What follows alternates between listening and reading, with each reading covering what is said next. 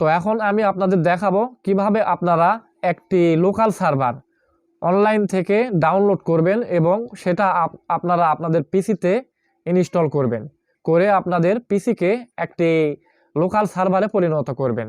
তো তার জন্য যা করবেন, আপনারা আপনাদের ব্রাউজারে চলে যাবেন। আমি আমার ক্রোম ব্রাউজারে চলে যাচ্ছি। গিয়ে আমি আমার ক্রোম ব্রাউজারে ওয়াম সার্ভার লিখে সার্চ করব। আপনারা চাইলে জ্যাম্প সার্ভারও ইউজ করতে পারেন। তো আমি আমার মন থেকেই আমি ওয়াম সার্ভার পছন্দ করি, তাই আমি ওয়াম সার্ভারটিকেই ব্যবহার করব। তো তার জন্য আমি এখানে আমি সার্চ করব ওয়াম সার্ভার। তো ওয়াম সার্ভার লিখে সার্চ করার পর এখানে এন্টার করলেই আপনারা অনেক লিঙ্ক এখানে পেয়ে যাবেন। তো এখান থেকে যে কোনো একটি লিঙ্কে আপনারা ক্লিক দিয়ে দেবেন। তো ক্লিক করলেই আপনাদেরকে নিয়ে চলে যাবে ওয়াম সার্ভারের অফিসিয়াল পেজে।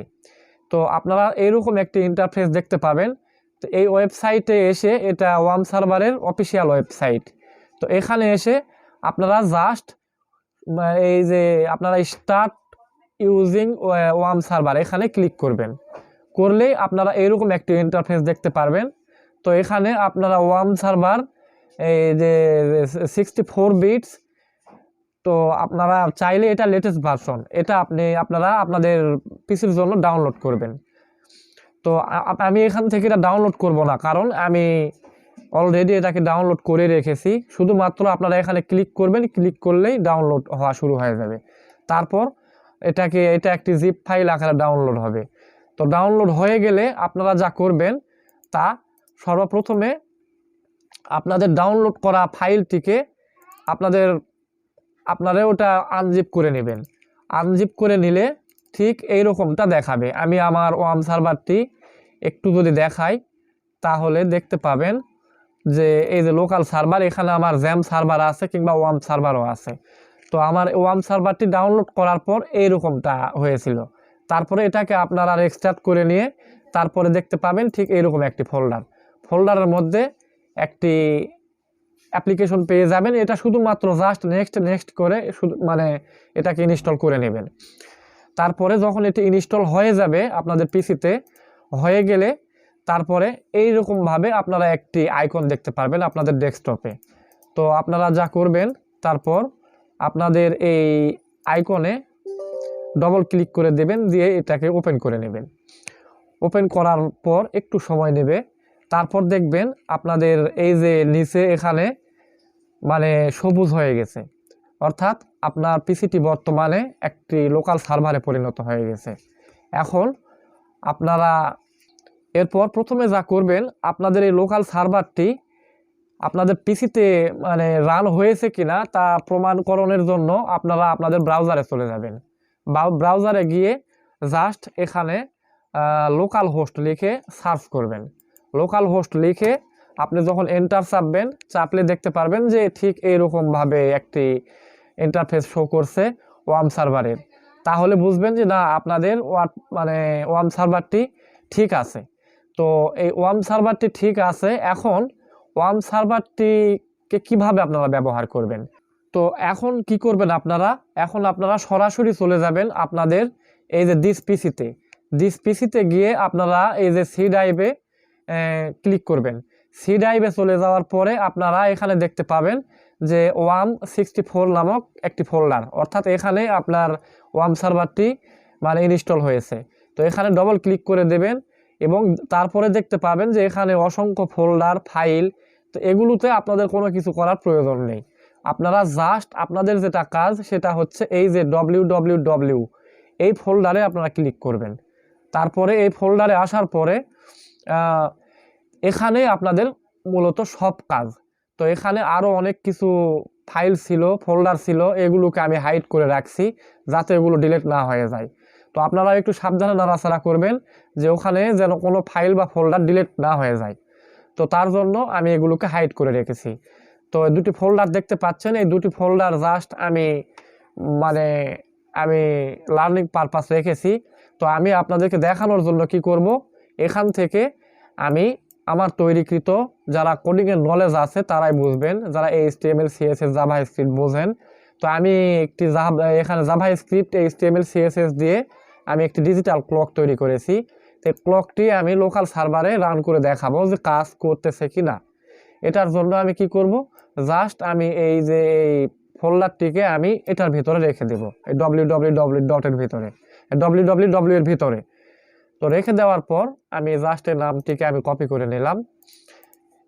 কপি করার পরে আমি যদি আমাদের ব্রাউজারে চলে যাই, ব্রাউজারে গিয়ে আমি এখানে নতুন একটি ট্যাব ওপেন করলাম, করে আমি এখানে যদি আবারও লোকাল হোস্ট লিখি, লোকাল হোস্ট লেখার পরে এখানে স্ল্যাশ দিয়ে যদি আমি ওই এটাকে পেস্ট করে দেই ডিজিটাল ক্লকটিকে, তাহলে আপনারা দেখতে পাবেন যে আমার ডিজিটাল ক্লকটি বেশ সুন্দরভাবে আমার সার্ভারও ওপেন হয়ে গেছে।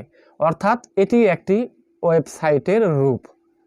তো আপনারা কিভাবে এখানে আপনাদের ওয়ার্ডপ্রেসকে ইনস্টল করবেন, তো এবার দেখাবো আপনাদের সেই পদ্ধতি। তো চলুন তাহলে দেরি না করে এখন শুরু করি কিভাবে আপনারা ওয়ার্ডপ্রেস ইনস্টল করবেন। তো আপনারা যদি ওয়ার্ডপ্রেস ইনস্টল করতে চান তাহলে তার আগে আপনাদেরকে ওয়ার্ডপ্রেসটি ডাউনলোড করে নিতে হবে। আর এই ওয়ার্ডপ্রেস ডাউনলোড করার জন্য আপনাকে যেখানে যেতে হবে সেটা হচ্ছে, আপনারা এখানে লিখবেন যে ওয়ার্ডপ্রেস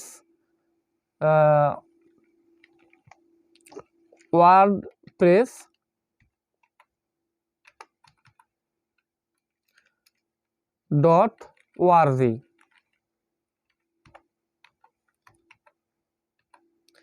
লিখে ইন্টার চাপবেন।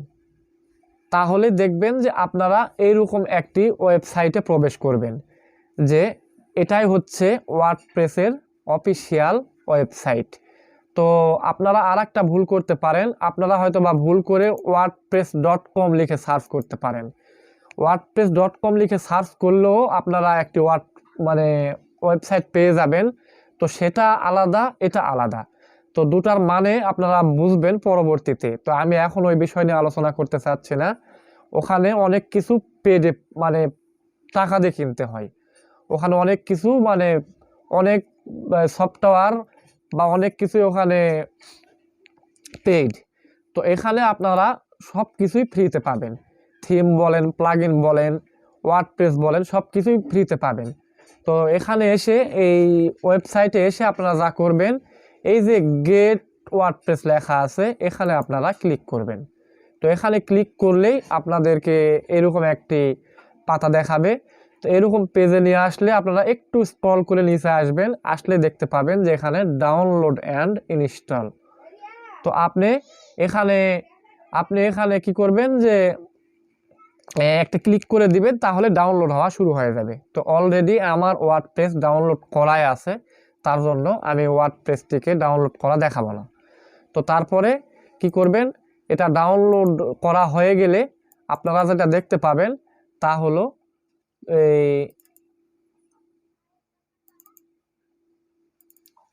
এইরকম একটি জিপ ফাইল পেয়ে যাবেন।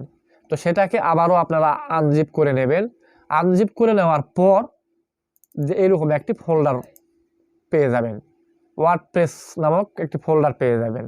তো আপনারা কি করবেন, এই ওয়ার্ডপ্রেস ফোল্ডারের ভিতরে যা কিছু আছে এই সবগুলোকে আপনি কন্ট্রোল সি দিয়ে আপনি সবগুলোকে কন্ট্রোল এ দিয়ে তারপরে কন্ট্রোল সি দিয়ে কপি করে নেবেন, অল কপি করে নেবেন। কপি করার পরে আপনারা যা করবেন, আপনাদের এই যে সি ড্রাইভে, ওয়াম সার্ভারে এবং www ফোল্ডারে চলে আসবেন।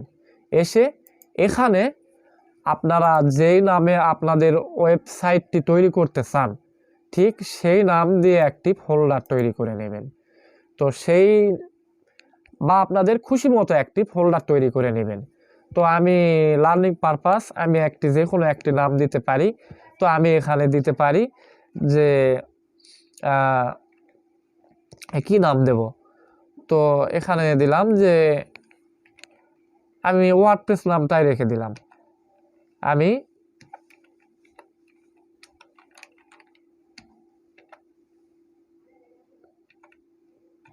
ওয়ার্ডপ্রেস নামটাই রেখে দিলাম। আপনারা যে কোনো নাম দিয়ে একটি ফোল্ডার করে নিতে পারেন। তো এটার ভিতরে আমি এখন আমার কপি করা ফাইলগুলোকে পেস্ট করে দেব। তো একটু সময় নেবে, অনেকগুলো ফাইল ফোল্ডার সেখানে আছে। তো সেগুলো, তো সম্মানিত শিক্ষার্থী দেখতে পাচ্ছেন এই যে এখানে আমার সবগুলো কপি হয়ে গেছে। তো এখন জাস্ট আমি এটাকে কেটে দিলাম। কেটে দিয়ে এখন আমার ওই ওয়ার্ডপ্রেসটাকে রান করানোর জন্য আমাকে চলে যেতে হবে আমার ব্রাউজারে। তো আমার ব্রাউজারে গিয়ে আমি আবারও একটি নতুন ট্যাব ওপেন করব। সেখানে আমি আবারও লোকাল হোস্ট লিখব। লোকাল হোস্ট লেখার পরে আমি একটি স্ল্যাশ দিয়ে এবারে কি করব, আমার যে ওয়ার্ডপ্রেস নামক যে ফোল্ডারটি তৈরি করলাম সেই নামটি এখানে লিখতে হবে।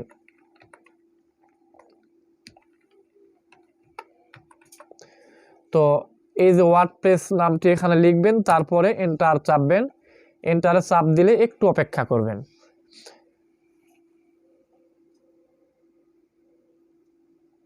একটু অপেক্ষা করলেই দেখতে পাবেন যে এখানে কন্টিনিউ করতে বলতেছে, অর্থাৎ আপনার ওয়ার্ডপ্রেসটি পেয়ে গেছে লোকাল সার্ভারে। তো আপনি এখানে কন্টিনিউ করার আগে আপনাকে যেটা করতে হবে, আপনাকে চলে যেতে হবে এই যে লোকাল হোস্টে।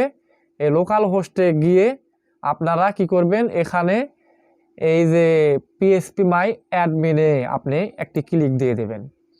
এই পিএসপি মাই অ্যাডমিনে ক্লিক দেওয়ার পরে আপনাদের এইরকম একটি ইন্টারফেস আপনারা দেখতে পাবেন। তারপরে এখানে জাস্ট একটি ইউজার নেম, রুট নামক একটি ইউজার নেম দিয়ে দিবেন। এখানে কোনো পাসওয়ার্ড দেওয়ার দরকার নেই। তারপরে জাস্ট গোতে ক্লিক করে দিবেন। যখনই গোতে ক্লিক করে দিবেন তখনই এখানে একটি ড্যাশবোর্ড পেয়ে যাবেন। এই ড্যাশবোর্ডটি হচ্ছে পুরোপুরি ডেটাবেজ। মূলত এখানেই সমস্ত ওয়েবসাইটের ডেটাগুলো থাকবে। এখান থেকেই শো হবে আপনার ওয়েবসাইটে সব রকমের ডেটা। তো তার জন্য প্রথমে যেটা করতে হবে, প্রথমে এখানে নিউয়ে একটি ক্লিক দেবেন, দিয়ে এখানে একটি নিউ ডেটাবেস তৈরি করে নেবেন। তো নিউ ডেটাবেস তৈরি করবেন, আপনাদের খুশি মতো একটি নাম দেবেন। তো আমি ওয়ার্ডপ্রেস নামে একটি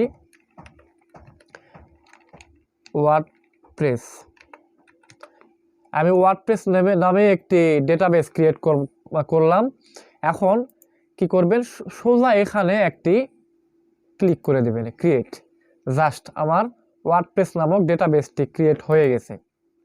তো এখানে আমাদের টেবিল কোনো কিছু তৈরি করতে হবে না, এই টেবিলগুলো অটোমেটিক ওয়ার্ডপ্রেস থেকে লোড হয়ে যাবে। তো এখন আমাদের ডেটাবেসটা হয়ে গেছে। এখন আমরা চলে যাব আমাদের আগের ট্যাবে। তো এই ট্যাবে চলে যাব। এখন কি করব, এখানে আমি জাস্ট কন্টিনিউয়ে ক্লিক করে দেব। কন্টিনিউয়ে ক্লিক করলে আপনাকে কিছু মেসেজ দেবে, আপনাকে কি কি করতে হবে সেগুলো এখানে দেখাবে। আপনাদের ইচ্ছা হলে সেগুলো পড়ে নিতে পারেন। তারপরে এখানে আমি লেটস গোতে ক্লিক করলাম। লেটস গোতে ক্লিক করার পরে এখানে আপনাকে ওই ডাটাবেসের নেমটা দিতে হবে যে নামে আপনি এই যে নামে ডাটাবেসটা তৈরি করলেন। তা আমি ওয়ার্ডপ্রেস নামে ডাটাবেসটি তৈরি করেছি, তাই এখানে আমি ওয়ার্ডপ্রেসটি নাম মানে ডেটাবেসের নামটা রাখবো। এবং এখানে ইউজার নেম, তো এখানে ইউজার নেমটা হবে রুট। এখানে ইউজার নেম আমি রুট দিয়ে দিলাম এবং পাসওয়ার্ড ব্ল্যাঙ্ক থাকবে, আমার কোনো পাসওয়ার্ড দেওয়া নেই। এবং এখানে লোকাল হোস্টই থাকবে। এখানে আপনি প্রিফিক্সের মধ্যে আপনার ইচ্ছা মতো একটা কিছু করতে পারেন। যাক, আমি এটা এখন এই বিষয়ে কথা বলতেছি না, এগুলো অ্যাডভান্সে পরে বুঝবেন। তো জাস্ট এখন কি করব, আমি সাবমিটে ক্লিক করে দেব এবং দেখতে পাচ্ছেন যে অলরেডি আমাদের এটা রান করার জন্য ইনস্টল হওয়ার জন্য প্রস্তুত। তো আমি এখানে রানে ক্লিক করে দিলাম, রান দ্য ইনস্টল। তো এখানে এখন যা করতে হবে, এখন আপনারা যেই নামে আপনাদের ওয়েবসাইটটি তৈরি করতে চাচ্ছেন ঠিক সেই নামটি এখানে সাইটের টাইটেল হিসাবে দিতে হবে। তো আমি লিখে দিলাম যে আমি এখানে কি নাম দেব, আমি লিখে দিলাম যে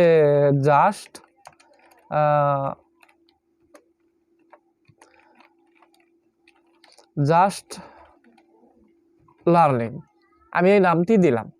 এবং এখানে একটি ইউজার নেম দিবেন। এখানে যে ইউজার নেমটি দিবেন সেটাকে আপনাদেরকে অবশ্যই মনে রাখতে হবে, কারণ পরবর্তীতে লগ ইন করতে হলে আপনাদেরকে এখানে সেই ইউজার নেমটি ব্যবহার করতে হবে। তো আমি এখানে ইউজার নেম হিসাবে রেখে দিলাম তো যে আমি অ্যাডমিন,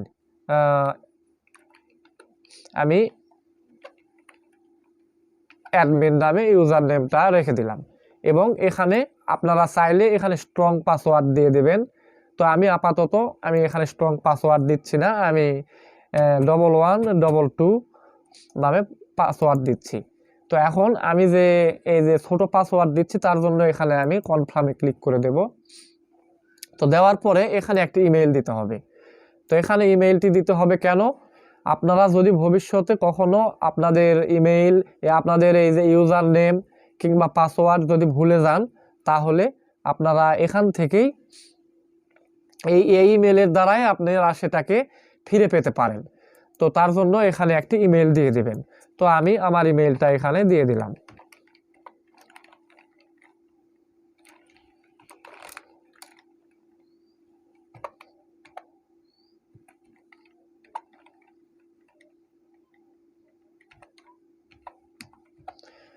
তো তারপরে এখানে টিক মার্ক দিয়ে দিবেন, কারণ এখানে টিক মার্ক না দিলে আপনাদের আর এটা যেহেতু লার্নিং পারপাস, এখানে টিক দিলেই কি আর না দিলে কি কোনো কিছুই না, কিন্তু আপনারা পরবর্তীতে বুঝবেন এখানে টিক দেওয়া যাবে কিনা। এখানে যদি আপনারা সার্চ ইঞ্জিনে ভিজিবল করতে চান তাহলে এখানে টিক দেওয়া যাবে না। তো যাই হোক, তো আমি এখানে টিকটা দিয়ে দিলাম, দিয়ে আমি এখানে ইনস্টল ওয়ার্ডপ্রেসে ক্লিক করে দেব। তো দেখতে পাচ্ছেন বন্ধুরা, সাকসেসফুলভাবে আমাদের এই ওয়ার্ডপ্রেসটি এখানে ইনস্টল হয়ে গেছে। শুধুমাত্র এখন আমাদেরকে লগ ইন করতে হবে। তো লগ ইন করার জন্য যা করতে হবে, এই যে আমার অ্যাডমিন নামে যে ইউজার নেমটি দিয়েছিলাম এবং পাসওয়ার্ডটি আমি দিয়েছিলাম 1122। তো আমি এটাকে এখন লগ ইন করব। লগ ইন করার পরে আপনারা দেখতে পাবেন এইরকম একটি ইন্টারফেস। মূলত এটাই ওয়ার্ডপ্রেসের ড্যাশবোর্ড। এখান থেকে ওয়ার্ডপ্রেসের সব কিছু আপনারা করতে পারবেন কোনো ধরনের কোডিং নলেজ ছাড়াই। তো এর পরবর্তী টিউটোরিয়ালে আমি ড্যাশবোর্ড সম্পর্কে আপনাদের সাথে কথা বলবো। তো শুধুমাত্র এখন দেখাই যে আমার ওয়েবসাইটটির চেহারা কেমন হলো। তো এখানে যদি ক্লিক দিই তাহলেই দেখতে পাবেন যে আমি ওই যে জাস্ট লার্নিং নামে যেটা দিয়েছিলাম সেটাই হয়েছে, আর এইরকম একটি ওয়েবসাইট হয়ে গেছে। এই যে এখানে যে এটা দেখতে পাচ্ছেন এটাই আপনার ওয়েবসাইটের চেহারা। তো আমরা আবারও ড্যাশবোর্ডে চলে আসব। এটা ড্যাশবোর্ড। তো আজকের মতো এখানে রাখছি। আপনাদের পরবর্তী টিউটোরিয়ালে দেখাবো কিভাবে আপনারা ওয়ার্ডপ্রেসের ড্যাশবোর্ড হ্যান্ডেল করবেন বা ড্যাশবোর্ড পরিস্থিতি দেখাবো। তারপরে আরও অনেক কিছু এখানে settings, tools, user, plugins, appearance, এগুলো সব দেখাবো। তো আজকের আমি এখানে শেষ করছি। সকলে ভালো থাকবেন। আসসালামু আলাইকুম।